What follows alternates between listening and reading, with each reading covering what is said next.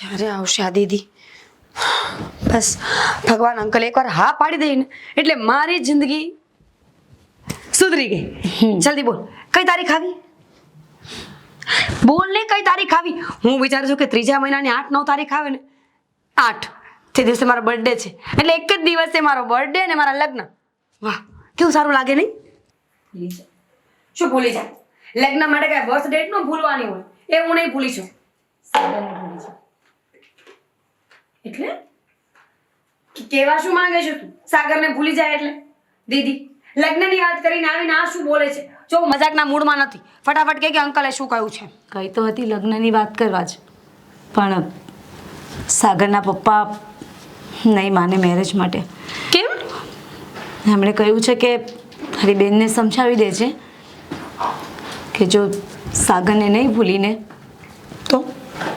તો તારી અને તારી બેનની શું હાલત થશે હું નહીં જાણું. વાહ, બીજું શું કીધું એમણે?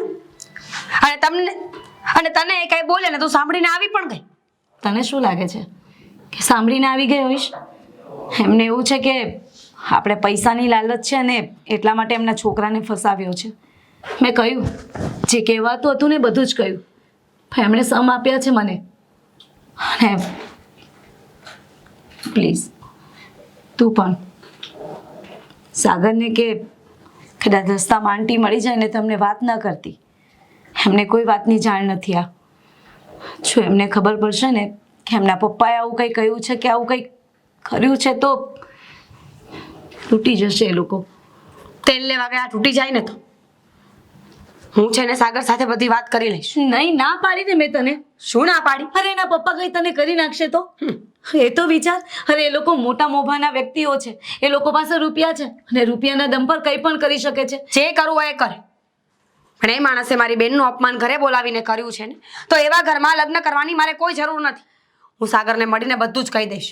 મીરા પ્લીઝ પ્લીઝ, સાગરને મળીને કંઈ જ નહીં કહેતી. એને ખબર પડશે ને તો ઘરમાં ખોટી એ લોકોને તકલીફ ઊભી થશે. હા તો નહીં કહું, એ વાત નહીં કહું, પણ ગમે તે બાને હું બ્રેકઅપ કરી નાખીશ. કારણ કે જે ઘરમાં મારી બેનનું માન ન હોય તે મારું માન શું જળવાવાનું છે દીદી? એટલે હું છે ને અંકલની વાત તો નહીં કરું, પણ એટલું જરૂર કહીશ તને કે આજની તારીખમાં બ્રેકઅપ તો થશે જ, અત્યારે જ. પણ મારી